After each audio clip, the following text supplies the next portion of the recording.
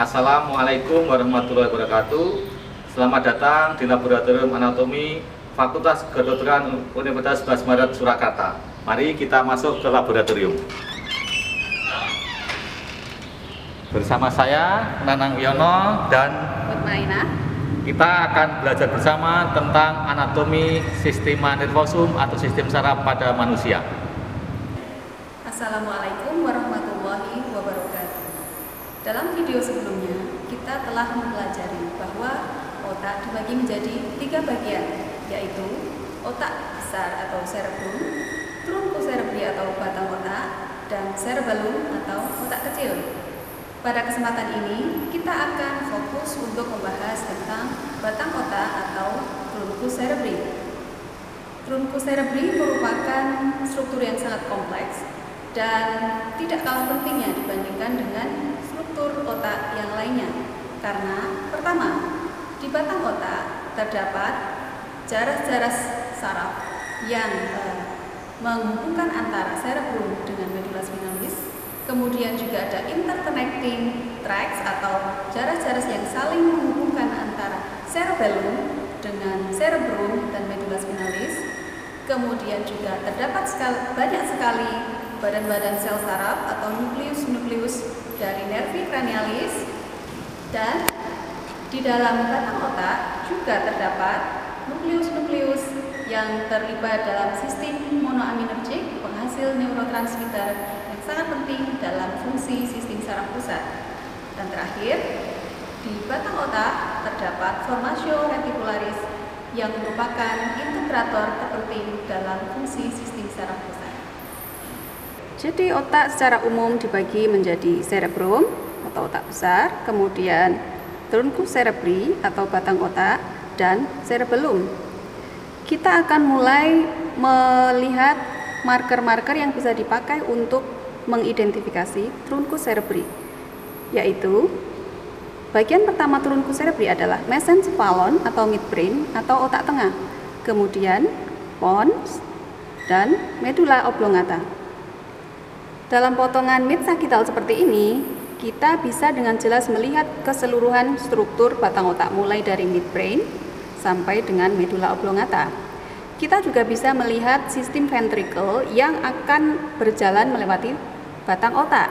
Di sini, di level di encephalon, kita bisa melihat sistem ventricle, yaitu ventricle ketiga yang nantinya akan berjalan di sepanjang midbrain, menembus midbrain, melewati suatu saluran yang disebut sebagai aqueductus cerebri sylvii, kemudian akan berlanjut masuk ke ventricle keempat, di mana ventricle keempat ini terdapat di sepanjang pons dan juga bagian rostral dari medulla oblongata. Pada midbrain, bagian anteriornya disebut sebagai pedunculus cerebri, kemudian di bagian posterior disebut tectum mesencephali, di mana di bagian tectum ini akan terdapat 4 tonjolan yang terdiri dari dua buah colliculus superior dan 2 buah colliculus inferior di bagian inferior. Keempatnya disebut sebagai corpora quadrigemina. Colliculus superior dan inferior sangat penting untuk memproses informasi auditorik dan visual yang berperan dalam fungsi refleks protektif. Dalam preparat ini kita bisa melihat 4 buah tonjolan yang tadi saya sebutkan, yaitu colliculus superior dan colliculus inferior di bagian posterior dari mesencephalon. Pada level setinggi colliculus superior, jika kita melakukan potongan transversal di midbrain, kita akan mendapatkan struktur seperti ini. Jadi, midbrain akan dibagi menjadi 2 bagian, yaitu bagian posterior dan bagian anterior, dibatasi oleh aqueductus cerebri sylvii. Di bagian posterior dari aqueductus cerebri sylvii ini akan terdapat bangunan yang disebut tectum yang tadi sudah kita bahas di sini, dan ini adalah colliculus superior. Kemudian di bagian anterior dari aqueductus cerebri sylvii nanti akan pedunculus cerebri akan dibagi menjadi 2 oleh suatu daerah berpigmen yang disebut substansia nigra. Jadi di depan substansia nigra akan ada rus cerebri, kemudian di belakangnya dia akan disebut tegmentum. Bagian kedua dari truncus cerebri adalah pons yang bisa dengan mudah kita kenali dari struktur yang menonjol di bagian batang otak. Jadi pada pons ini akan ada dua motorik tract atau traktus motorik yang descendant melewati pons. Kemudian yang penting juga di pons ini terdapat nukleus-nukleus yang merupakan specific relay center untuk menghubungkan sirkuit-sirkuit di cerebellum dengan bagian korteks. Kemudian di bagian posterior nanti pons akan berhubungan dengan cerebellum melalui pedunculus cerebellaris. Selanjutnya, bagian ketiga dari truncus cerebri adalah medulla oblongata. Di sini, di bagian anterior kita bisa melihat bangunan yang kita sebut sebagai piramis di bagian anterior. Kemudian nantinya traktus-traktus motorik yang akan melewati piramis ini akan bersilangan di sebuah tempat yang disebut sebagai decussatio pyramidalis. Kemudian di sebelah lateral dari piramis kita bisa melihat struktur yang disebut sebagai oliva.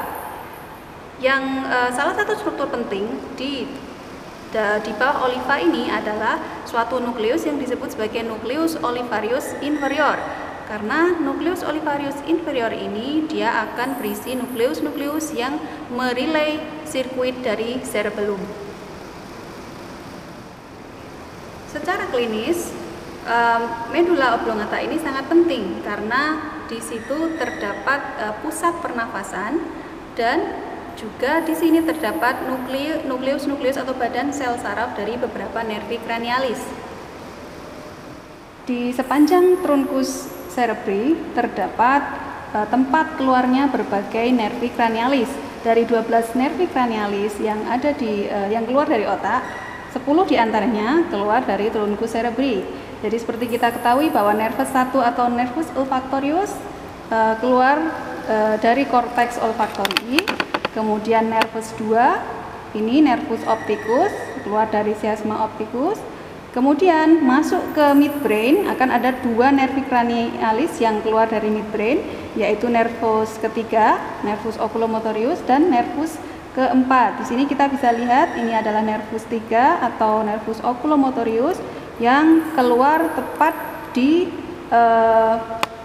fossa interpeduncularis. Kalau kita lihat di gambaran transversal tadi, tepat di midline. Kemudian nervus 4 dia akan keluar dari bagian posterior tepat di bawah colliculus inferior. Selanjutnya dari pons nanti akan keluar nervus 5 trigeminus yang di sini kita bisa lihat dia keluar tepat di bagian lateral dari margo lateral dari pons. Kemudian kita juga bisa lihat nervus 6 di sini di daerah midline. Dia keluar tepat di bawah pons dan di midline. Jika nervus 6 tadi kita bisa lihat dia keluar di tepi bawah di sebelah midline ya, pas di tengah di bawah pons. Di agak ke lateral kita bisa melihat keluarnya nervus 7 dan juga 8. Di sepanjang medulla oblongata kita nanti juga akan bisa melihat tempat keluarnya nervus 12 ya. Jadi ada sulcus di sebelah medial dari oliva, ini disinilah tempat keluarnya nervus 12 atau hipoglossus. Kemudian di sebelah lateral dari oliva nanti kita akan bisa melihat keluarnya nervus 9, 10 dan juga 11. Di sepanjang batang otak ini kita juga bisa melihat nukleus-nukleus penghasil neurotransmitter ya dalam sistem monoaminergik. Tadi sudah kita bahas bahwa di midbrain kita bisa melihat substansia nigra menghasil dopamin ya. Kemudian di dekat substansia nigra itu nanti juga ada lagi nukleus yang menghasilkan dopamin yang berada di area yang disebut ventral tegmental area atau VTA. Jadi di sini dopamin ini dia bukan hanya penting untuk kontrol pergerakan, tapi juga untuk reward, untuk adiksi dan sebagainya. Kemudian ada lagi di batang otak ada yang disebut locus coeruleus. Di situ adalah neuron-neuron penghasil norepinefrin, ya. Kemudian ada lagi juga neuron penghasil serotonin yang kita biasa sebut raphe nuclei, ya. Jadi mengapa sistem monoaminergic ini juga harus menjadi perhatian pada saat kita membahas tentang truncus cerebri, karena neurotransmitter ini semuanya sangat penting dalam mengatur fungsi sistem saraf pusat.